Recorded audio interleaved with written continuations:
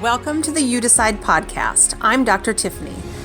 We're going to bring you stories of ordinary people who have chosen to live an extraordinary life, outside of their comfort zones and into confidence, possibility, and certainty.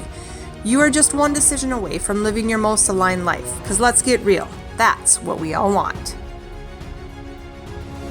Hi, Marilyn. Hello. Okay, today we're going to dig in. We're going to dig into your journey with Wyatt at home when you brought him home 3 years ago, starting to homeschool. We're going to talk about all things that led up to that and how that transition went, because I think right now in this phase of our life, your story is super relevant for anyone who's been forced into e-learning, homeschooling, or maybe not even forced, right? Maybe this was a gift and they're like, I've been kind of thinking of this and some of these things really are great for my child. How do I transition now into that? So understanding that when changes like this happen, we all need to pivot, right? And we all need to pivot together as a family unit. And we just want to hear a little bit about your story and what led you to choosing that, number one, and then how your family has pivoted with grace for the most part, right? Wink, at least on the outside, maybe. On the inside, it felt like we were in total chaos and kept questioning, why are we doing this? Who thought this was going to be okay?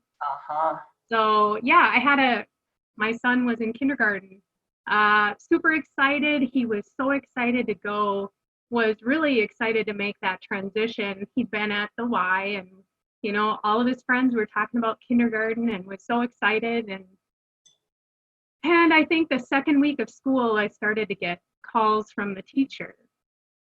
And I was like, she had asked if we had talked to Wyatt's pediatrician about his issues.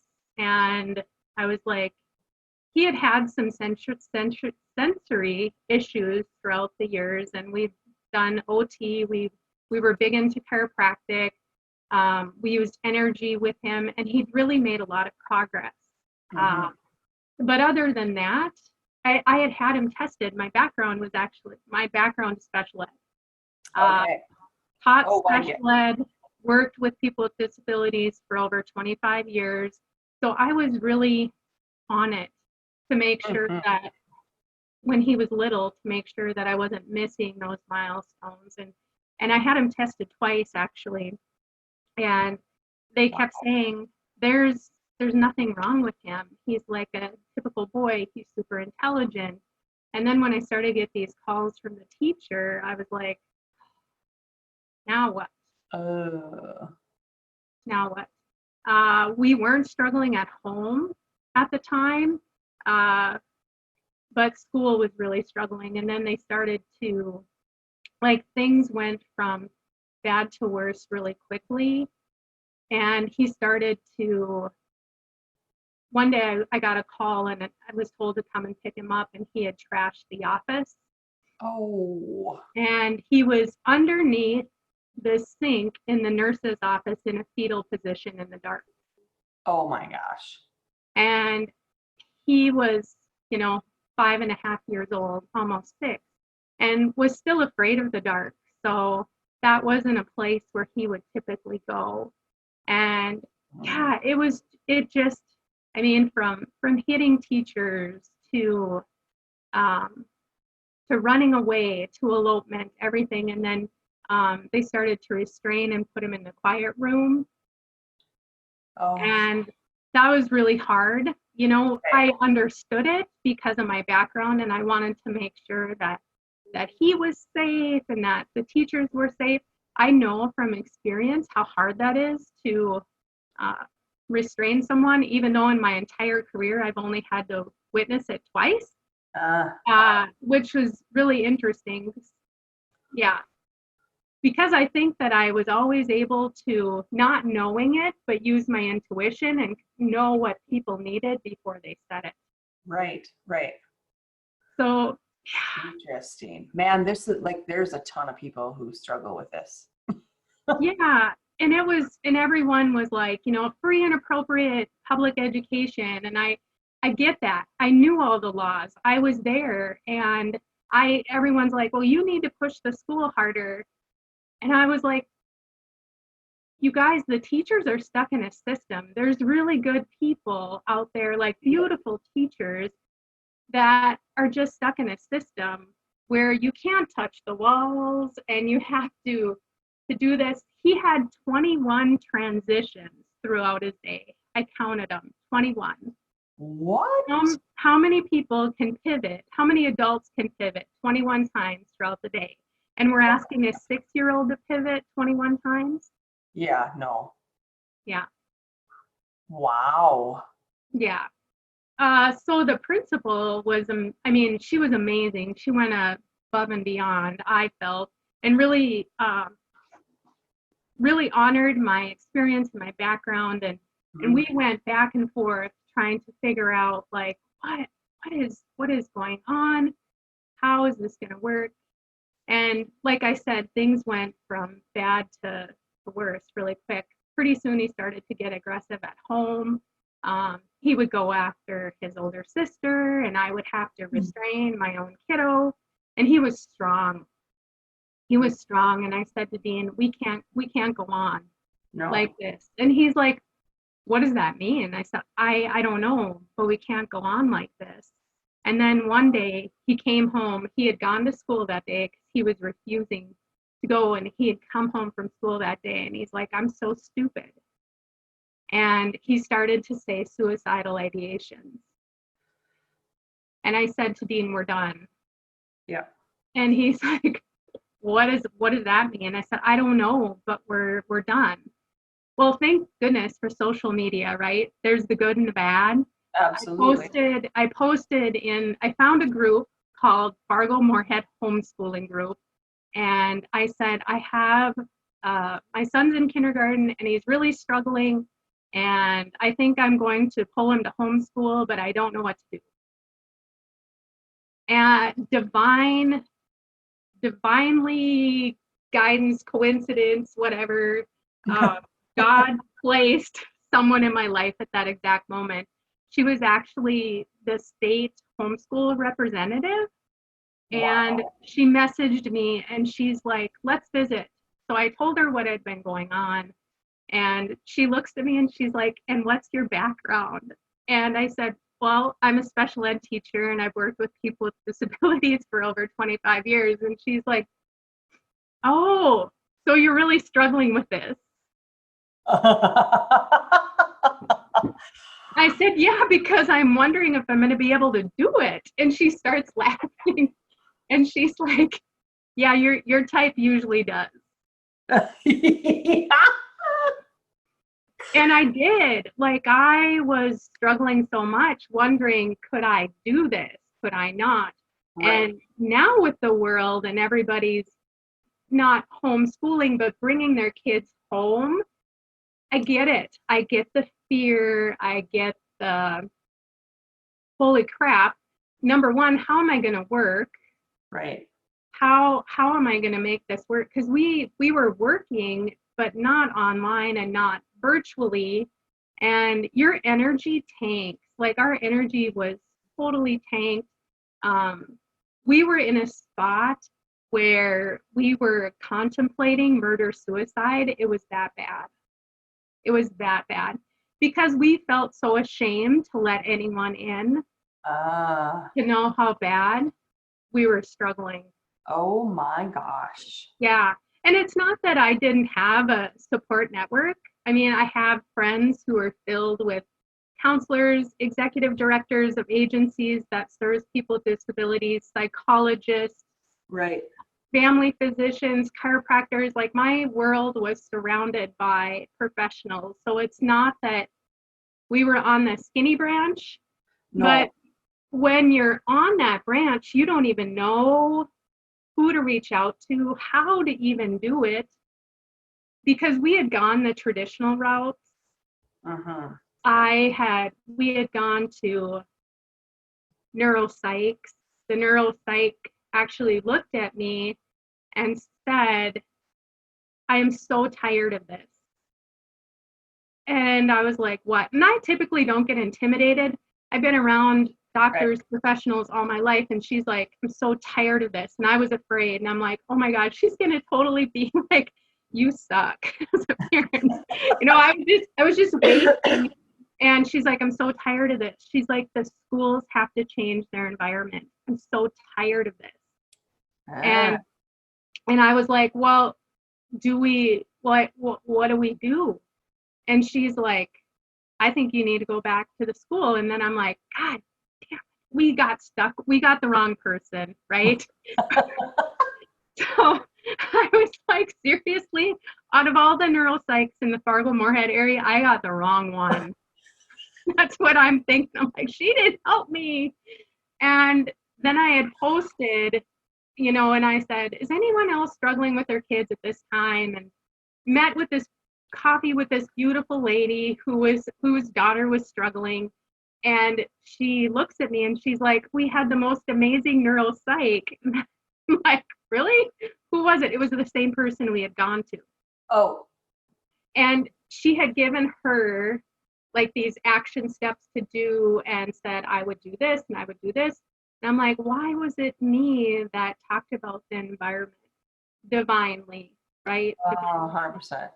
Again, we had gone to a counselor outside of, our counselors that really know our family to get an outside perspective. And she had wanted to do some play therapy for us, some different play therapy. And it was so crazy. Again, this was divinely inspired, I think, for us to figure this out on our own. We weren't working.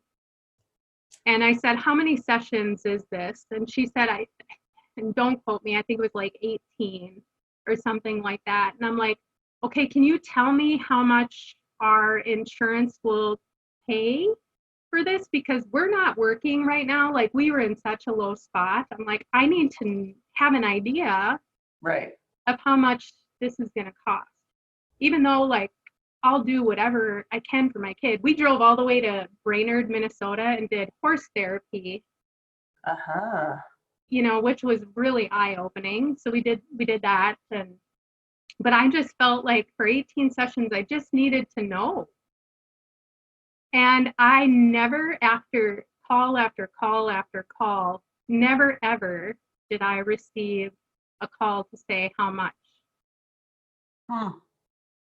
So I felt, here again, I need to figure this out. Right.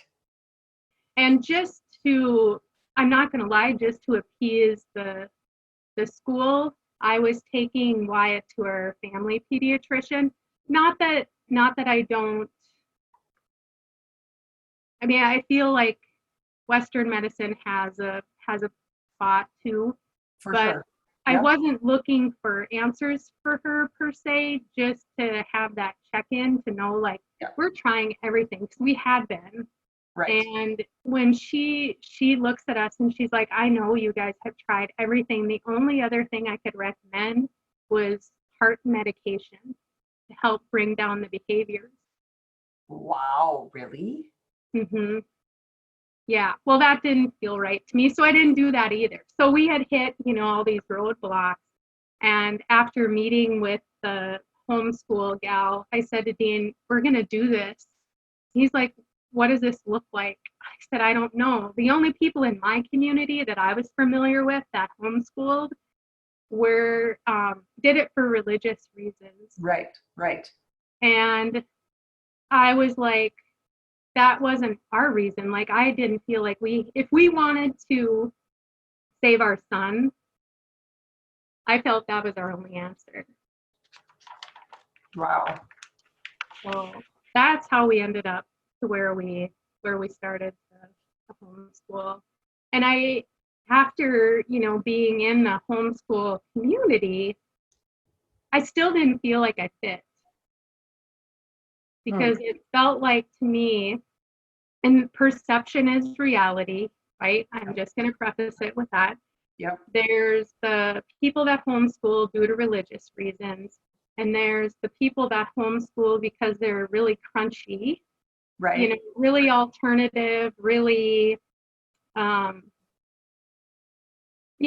just really alternative. And there's no good, bad, right, or wrong, but here's me. Right. I was a former public school teacher, now trying to figure out this whole new world. And people were like, well, you need to unschool, you need to deschool, what's your method? Or are you going to do the Montessori? Are you going to follow a curriculum? And I was like, oh my God, I don't know. Like, I am so tapped and I'm so tired, and I'm just so thankful that I can protect my little kiddo. Like, I don't know. When I don't know is good enough, right? How about that? And that's the I don't know. And we're going to take this day by day, saved our lives. Yeah. Saved our lives, sometimes hour by hour. Right. And because of that, where we're at now as a world, I have done a lot of research trying to figure out what is it that I need to teach my kiddo to make sure that he is a viable and great member of society, right? That's like and I always tell people, when you bring your kiddos home or when you're doing anything for them, what are your goals? Yeah, right. And our goals really had to change. My goals for my kiddos before I started this were them to graduate from college, have a productive career. Now my goals for my kids are to be healthy emotionally, physically, and spiritually. Yeah. And the rest will fall into place. If all of those are in line, the rest will fall into place. Yep. So I had done research, and they said by the year 2025, which is only 4 months and or 4 years and 8 months away, or 7 months away here, they were saying that 70% of jobs would be all done at home and all online. Wow. Yeah. And my son is really into numbers, and he's like, well, what's the current population, and what's the population of Fargo, and how many people would be working online? And we would both scratch our heads and think, how in the world would that happen by the year 2025? Well, here we are today. Wow. And we're both like, wow, this is how this is happening. Wow. It's super interesting that we were supposed to talk like 2 months ago, and we didn't make this work until post-COVID, right? Yeah, right. I know, something that COVID-19 wasn't even on the radar. I mean, the coronavirus was something that was happening in another country, not here and now. Absolutely not relevant to us, because we didn't know what was happening in other countries. No. Okay, so let's talk about, can we go back to the pain points just for a minute? You bet. Because it just, in my work, obviously, and in your work now, people don't like to talk about the pain points. People don't like to talk about anything that they feel like they're weak, inadequate, scared. Can you just shine a light a little bit on, like, just a spotlight into your home for a moment into you, as to what it was really like? Because I feel like the facade, which could start to break down now because everybody is disrupted, right? But the facade of perfection from the outside, from the outside of your car, outside of your front door, outside of your body, whatever the case may be, we all make judgments on perfection of a family, right? What that looks like. Can you just bring me into your home and your heart for a minute? And I say that just for validation, that when people are going through yucky stuff, that it's what everyone goes through at certain points of their life, and to not hide. Yeah, we had no hope. I just felt total hopeless. And I really found out that faith was a verb. You know, everyone's like, oh yeah, you gotta have faith, but it really becomes a verb and you have to walk through it. There were mornings where I struggled to get out of bed, even to take our daughter to school. I remember one time looking at our counters and being like, holy crap, when's the last time we cleaned those off? Because it was just so dark, and I can't even hardly, my heart had shut down. You know, and our parents didn't get it. Right. At all. Right.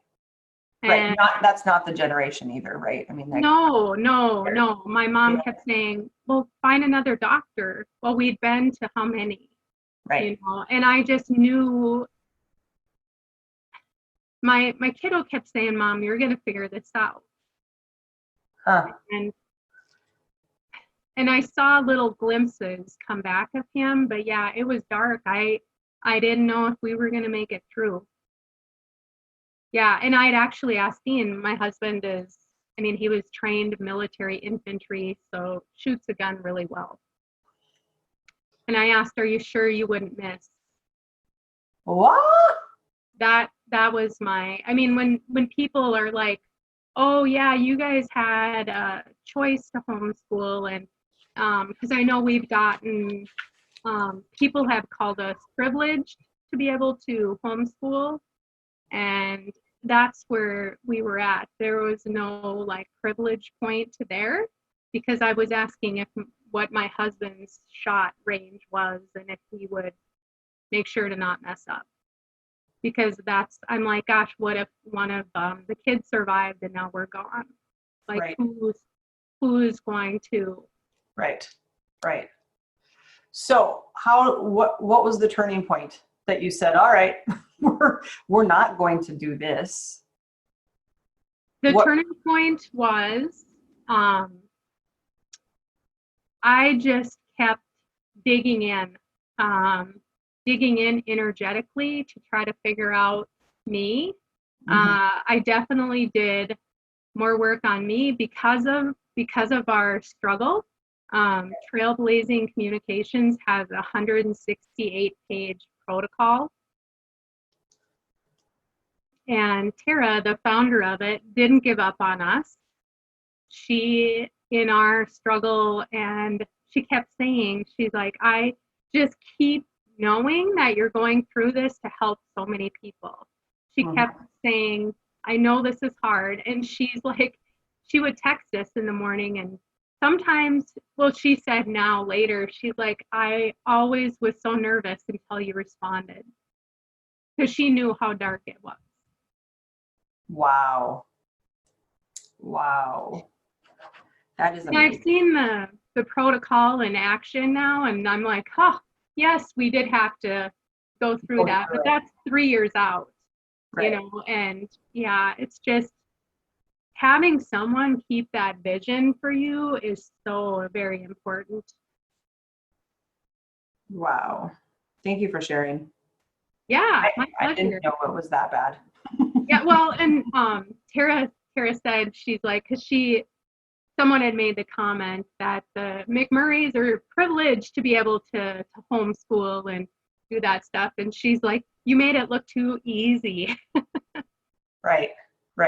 But that was what you had to do to try to keep your yeah, it was. That was a piece of light that helped you get through it too, right? Because yes, when you and I know, yeah, and I know people are struggling like right now financially. Oh my gosh, like people have, like, it was so bad, Tiff. Like Dean would get someone to schedule an appointment online because that was a huge switch for his clientele and everything. And it's like, oh my God, we can buy groceries. Wow. I had to borrow money for my dad to pay taxes. Like, yeah. Wow. Oh, she's right.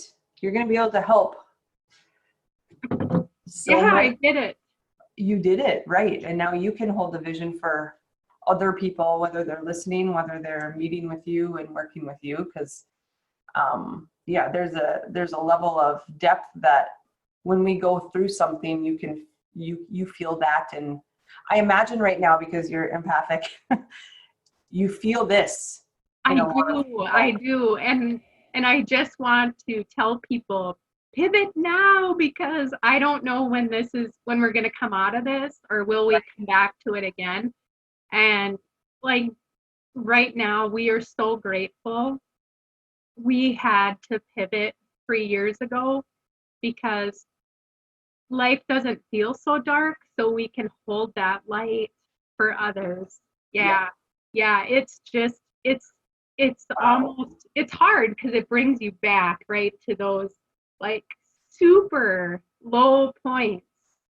But yeah, a lot of it, like I can't imagine not having my son home now, because he is just the funniest, wittiest, smartest kid. And it's so interesting because before all this coronavirus started, he was talking about bunkers, and we have bug out bags. Like we do. And yep. I had a friend that's like, I'd never even heard of a bug out bag. And I'm like, life straws, like we have the whole 9 yards. And when all of this coronavirus started, his focus became on building houses and talking about building business. So if we look to our kids right now for what the future holds, I am so excited. I see this peace among him and just his thoughts and dreams. And my daughter has been saying for years that we will witness heaven on earth. And I really feel, even though this is pure chaos and the world feels like it's being turned upside down, I know that God won't leave us. And I know that somewhere there will be the heaven on earth, but I really feel it starts within, and to feel that peace within. Right. And even though I can feel the outside world and all of that, if I stay within my own body, I feel such a peace that I really wish that everyone. Do you have a tip or a few tips as to how people can get closer to get closer to peace and move away from fear? Like anything that just. And I know it's almost like getting back to the basics. Sleep really well. Yeah. If you can't sleep, find some ways to do that. If it's chiropractic or staying away from technology, meditation, anything that can get you back to be able to sleep. Eat really well. And I know that in times of struggle and all of that, it's, people think comfort. I get it. Yeah. But you still need to nourish your body and feed your body. Drink water. As simple as that sounds, water is really important. It's just back to the basics. Surround yourself with really good people. If your news feed on social media is filled with fear, either get off or start blocking or unfriending people. Yeah. And don't disconnect. Find those trusted people who can offer you hope, but not let you stay stuck in your story. Yep. I love it. I love just the difference energetically in saying don't disconnect versus connect, because I believe many people don't even know how to connect, but we feel what it feels like to disconnect, right? We are definitely so in that. Physically in isolation, that's how many people have taken care of their connection, right? Is coffee, happy hours, games, competitions, all these things that revolve around what makes us tick or what our kids are involved in. And all of a sudden, bam, disconnection. Well, it's a beautiful time to get a PhD in you. Yeah. Beautiful time. Yeah. Beautiful time, because the more at peace you can feel, the more at peace your kids will feel, and your spouse. And it's really important too, another tip, especially if you're female, I would always expect Dean to know stuff, and I'd be pissed that he didn't do it. And he's like, I don't see it. I don't see that. So for really to ask for what you need from your spouse, if you have older kids, now since we're all home and all of that, we have different food nights, because we're like, no, this isn't the mom and dad cooking show. You guys have time. Yeah. And Wyatt is way more into that because he's home all the time than Bailey. Because we have both ends. We have a public schooler and a homeschooler. Right. And we're like, nope, now you know dance. So guess what? You make dinner. It's not very easy for them, is it? No, she's really struggling trying to figure out. I think because you have more time to think, and when you have time alone with your thoughts, it's like, is this what I really want? And I feel like parents are there too, right? Yeah. I read a meme on Facebook that, what are you wanting to allow back into your life? What's your new normal going to be? And I think that's really important, and a good time to evaluate too. What is it? How busy do you want to be? Yep. And that's where I feel like massive change is going to happen. I think of all the families, and my heart hurts for the families that are really struggling, abuse in any way, financial despair, all of that. So I'm not talking about those, but the ones that are finding this to be valuable, parts of this to be valuable, family meals, basically running this house like a business, kind of you now that you don't have your sports that have become that number one identity and number two excuse. I mean, at least in my family, well, I got this and I got this. I don't have time to clean the litter box. Oh boy, you sure do now. Oh, for sure. It's like our kids have, and I know your kids have always been busy too with sports, but it's like they already have they're like part-time jobs. 100%. You know, forever, their whole life. And that's forever. Yeah. And I think, what are those things that bring you joy? Like that internal joy. Yep. And I'm still trying to figure that out at 40 some years old. Right. Closer to 50 now than 40, but still trying to figure that out. Like, what are those internal things that bring me joy? Yep. I think that is the key, is that it's still all starts with ourself, right? And whether we've been a working mom and we come home and now we have a 1 and 3 year old that we got to try to figure out how to work in daycare, because that's not what we chose in the beginning, right? Or we have older kids and we're still you have a 3rd and a 6th grader and you're trying to figure out e-learning. And on top of that, you have cooking meals every day. And I mean, everything has just went, what? When you have no way to check out. No way to check out. You got to figure out that for yourself, right? Yep. You don't have the drive into work that resets you. It's just all the little stuff that we didn't even know that we had built into our day that just became autopilot.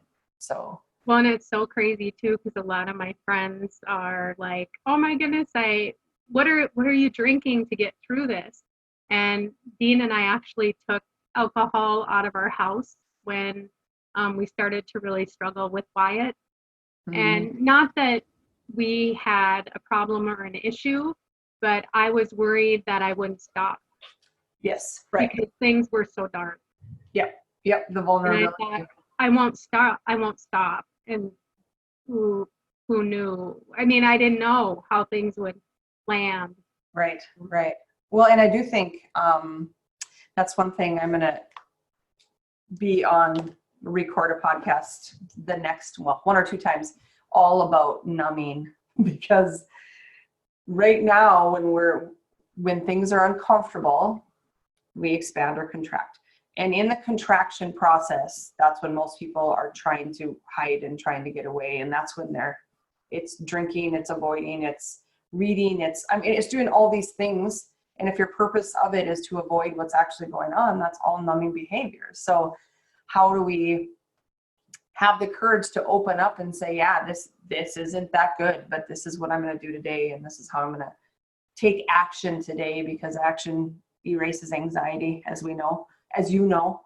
When I asked what you did and what your turning point was, you said, I just started digging in, because that's what happens when we take action.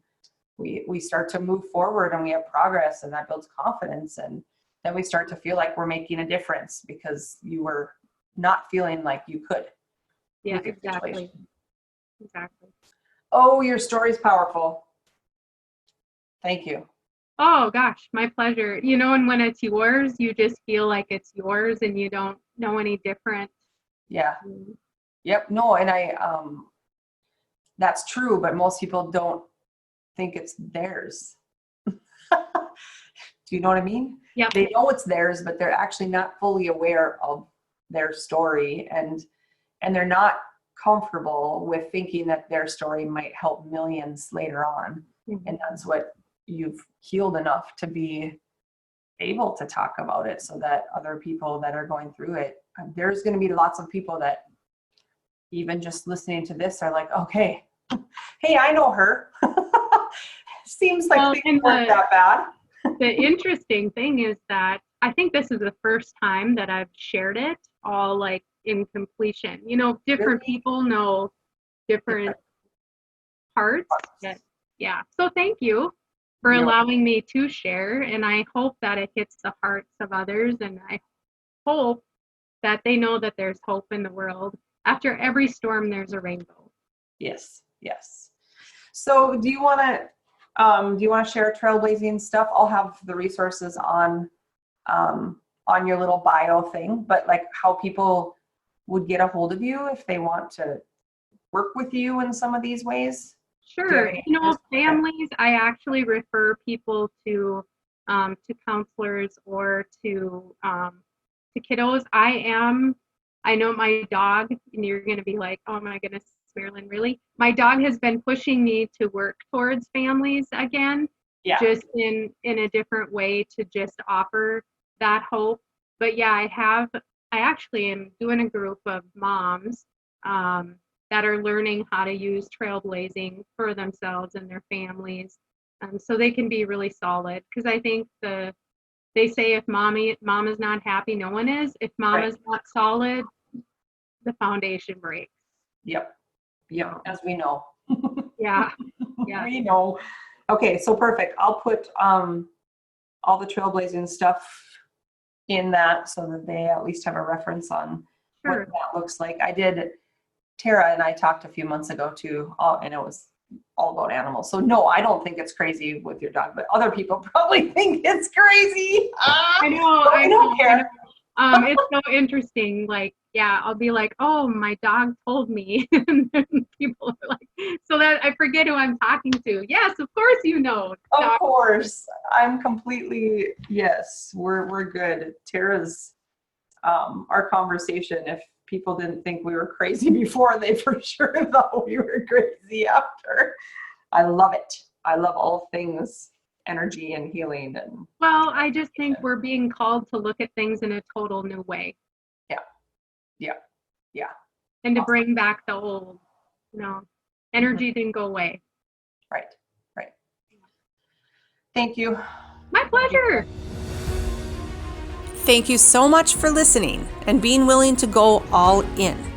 Ditch the excuses and the comfort zones and make a decision that nothing can stop you.